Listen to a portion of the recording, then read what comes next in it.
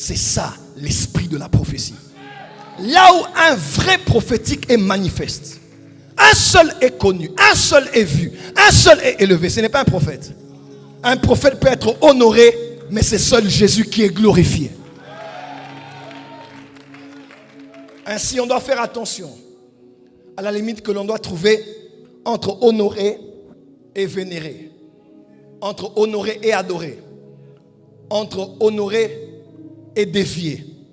Nous devons honorer nos prophètes, honorer nos pères, mais pas arriver au niveau de déifier et finalement dévier. Un seul doit être élevé, c'est Jésus. Et quand un prophète prêche sur Jésus, on a une autre touche. Pourquoi? Parce que les prophètes ont été les premiers à prêcher sur Jésus.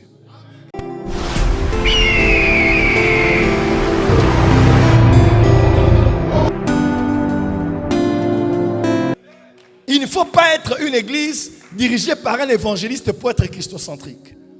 Pourquoi? Parce qu'il y a une connexion entre l'évangéliste et le prophète. L'évangéliste gagne un monde.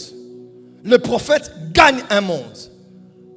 Le prophète gagne le monde à l'extérieur de l'église. Mais le prophète gagne le monde à l'intérieur de l'église. L'évangéliste est à l'extérieur attendant le fils prodigue pour qu'il rentre à la maison. Mais le prophète instruit au premier-né ceux qui n'ont pas compris de l'héritage, de ce que Dieu voulait de son frère. Parce que l'évangéliste travaille à l'extérieur pour ramener à la maison, mais le prophète ramène ceux qui sont perdus dans la maison. Car le prophète est l'évangéliste de l'église.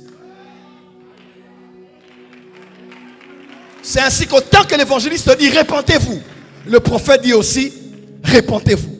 L'un dit hors des 4 murs de l'église et l'autre le dit à l'intérieur de l'église. Mais avec pour but de ramener vers une seule personne, Jésus-Christ.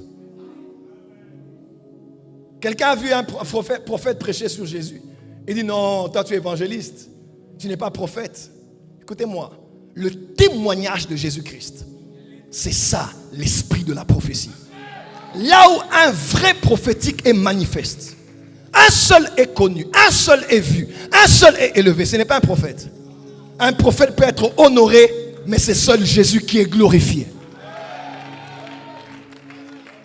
Ainsi, on doit faire attention à la limite que l'on doit trouver entre honorer et vénérer, entre honorer et adorer, entre honorer et défier. Nous devons honorer nos prophètes, honorer nos pères, mais pas arriver au niveau de déifier et finalement dévier. Un seul doit être élevé, c'est Jésus. Et quand un prophète prêche sur Jésus, on a une autre touche. Pourquoi? Parce que les prophètes ont été les premiers à prêcher sur Jésus. Quand pasteur vous dit prêcher sur Jésus, vous n'avez rien à nous enseigner. C'est nous qui avons prêché sur Jésus depuis Abel. C'est nous qui avons prêché sur Jésus depuis Noé, depuis Enoch, depuis Abraham sur le mont Morija. C'est nous qui avons prêché sur Jésus depuis les fêtes dans le désert, depuis la fête de la Pécha.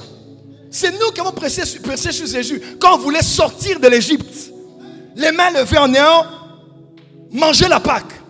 Ce sont les prophètes qui ont prêché sur Jésus. Quand il parlait aux disciples de Maïs, il a dit soyez calmes.